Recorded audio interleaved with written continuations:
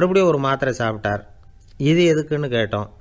சாப்பிட்டது ஜீரணமாகறதுக்கு அப்படின்னார். ஒரு ஆஃபீஸில் வேலை பார்க்குற ஒருத்தர் ஏதோ தப்பு பண்ணிவிட்டார்.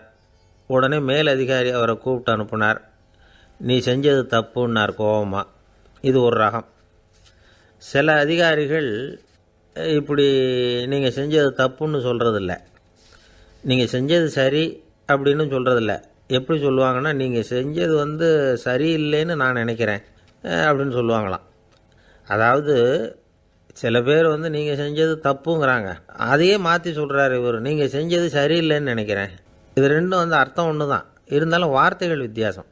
நிர்வாக திறமை இல்லாத ஒரு அதிகாரி யூ ஆர் ராங் அப்படின்னு சொல்லுவாராம். நிர்வாக திறமை உள்ள அதிகாரியாக இருந்தால் அதையே கொஞ்சம் மாற்றி I think you are not correct அப்படிம்பாரான். இதுதான் வித்தியாசம். இருந்தாலும் வார்த்தை